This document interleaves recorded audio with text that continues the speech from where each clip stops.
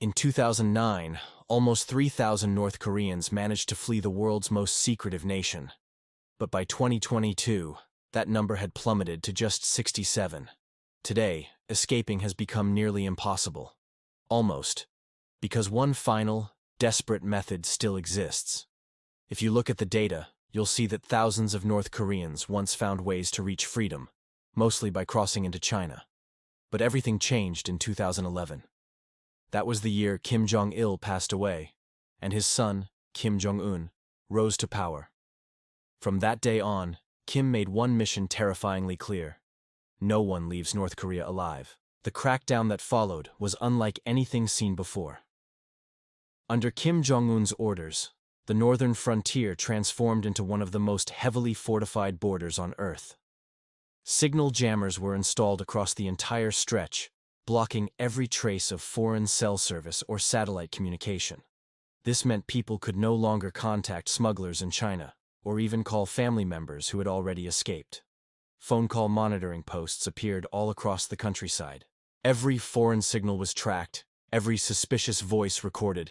At the same time, the number of watchtowers exploded. Soldiers armed with automatic rifles stood guard, with orders to shoot on sight anyone attempting to flee. But that was only the beginning. Floodlights now sweep the landscape all night. Surveillance cameras, ground sensors, and barbed wire fences snake along the border. Concrete barriers and trenches make it impossible for vehicles to cross. Many areas are now laced with landmines, illegal under international law, while tall electric fences hum with deadly voltage. Even worse, the regime planted fake defectors, North Korean agents pretending to help people escape. They pose as fellow citizens seeking freedom, but their true purpose is to lure desperate families into traps, then hand them over to the authorities. The few who somehow reached China or Russia soon found no safety there either. North Korea made official deals with both countries to ensure that anyone caught would be deported straight back. A 2014 agreement with Russia marked the beginning, followed by similar cooperation from China. And for defectors, being sent back meant almost certain death. Those captured are often executed, while their families vanish into prison camps. The regime calls this policy guilt by association. If one person betrays the state, 3 generations pay the price. Children, parents, grandparents, all punished for the actions of one. It's not just a rule. It's a weapon of fear. Even North Korea's own guards are no longer trusted. In the past, many defectors escaped by bribing border soldiers, who were often poor and eager for money. But Kim Jong-un destroyed that system too. Now, the guards are watched by other guards from different departments. Anyone caught taking bribes faces execution. And if a soldier reports a fellow guard for corruption, he's rewarded. This means none of them trust one another, making it almost impossible for civilians to buy their way out. The regime even banned night travel near border areas. Trains and vehicles are restricted after dark, and drones patrol overhead. North Korea is now not only a prison, but a prison with guards guarding the guards. Then came 2020. When COVID-19 began spreading across China, North Korea reacted with total panic. The country has almost no modern medical technology, and nearly half of its people suffer from malnutrition, meaning a widespread outbreak would be catastrophic. But the government saw an opportunity, a reason to seal its borders completely. Hundreds of kilometers of new walls were constructed, reinforced with concrete and topped with barbed wire. Old paths used by defectors for decades were sealed forever. The regime also imposed new internal restrictions. Citizens could no longer travel freely between provinces without government papers. If you're caught crossing into another province without authorization, you and your entire family are sent to prison. This means most people living far from the northern frontier now have no chance to even reach the escape routes. You might think the southern border is easier, just cross into South Korea. But the truth is, it's even more dangerous. The line separating the two Koreas is known as the DMZ, or the Demilitarized Zone. Despite the name, it's one of the most heavily militarized areas in the world. It stretches 250 kilometers long and 4 kilometers wide, guarded by hundreds of watchtowers, barbed wire fences, and more than 2 million landmines. Both sides have troops stationed there, and North Korean soldiers have one order: shoot on sight. Thousands have died trying to cross this deadly stretch. Yet, those who somehow make it into South Korea are considered citizens by birth and are given safety, housing, and education. That hope keeps many dreaming, but the reality makes crossing almost impossible. With the DMZ impassable, most defectors have historically fled north, through China or Russia, before trying to reach a safe country like Thailand, Vietnam, or Mongolia, where they won't be sent back. But even that has become a nightmare. China is now the most advanced surveillance state on Earth.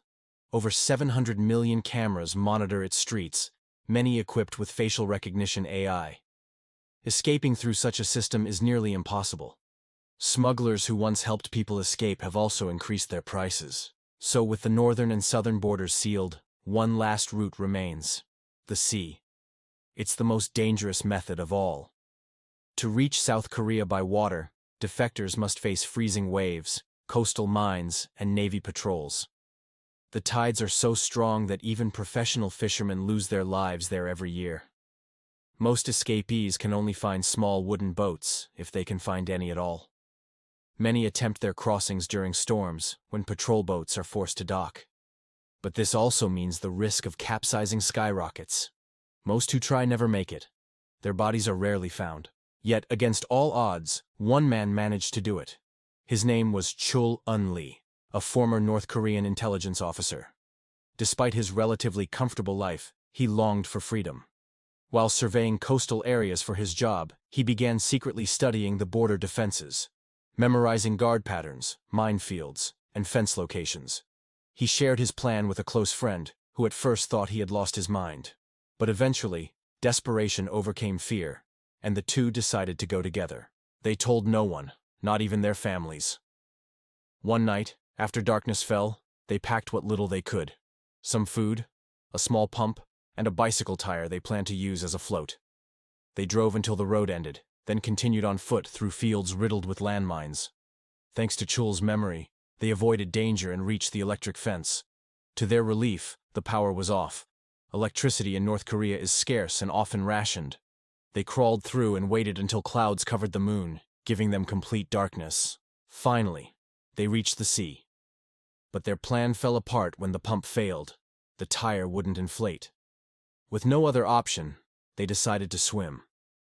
The distance to South Korean waters was nearly 4 kilometers, freezing cold and pitch black. After hours of swimming, exhaustion set in. To stay afloat, they discarded their food and clothes. Then, tragedy struck. Chul's friend cramped up, unable to move. Instead of abandoning him, Chul grabbed his arm and kept swimming with one hand, dragging him through the waves. Suddenly, a ship appeared in the darkness. Believing it was a North Korean patrol, they panicked and turned toward a small island nearby. They barely made it, collapsing on the sand. Through the night, they found pieces of wood and styrofoam washed ashore and built a small raft. At dawn, they pushed it back into the sea, heading toward freedom once again. Hours later, another ship appeared. Their hearts sank until they saw the South Korean flag. The South Korean Navy had been tracking them for hours. They were rescued, interrogated to ensure they weren't spies, and finally granted asylum. Today, Chul Eun-lee and his friend live freely in South Korea. Their journey, from a land of barbed wire and fear to one of freedom, is nearly impossible to imagine. But for the 26 million people still trapped in North Korea, freedom is only a dream. Every mountain, river, and coastline is guarded. Every phone is monitored. Every whisper of escape can cost generations their lives. Yet stories like Chul's remind the world of something powerful. That even in the darkest corners of the earth, human beings still fight for freedom. Even when escape seems impossible, courage finds a way. So the next time you hear about North Korea, remember this. Behind the propaganda and parades are millions of people who just want to live a normal life, to see the world, to breathe freely, to choose their own destiny. And though the walls are high and the guards are many, hope somehow still survives. If you made it this far, leave a like, subscribe, and remember those who still wait for their chance to escape the silent nation of North Korea.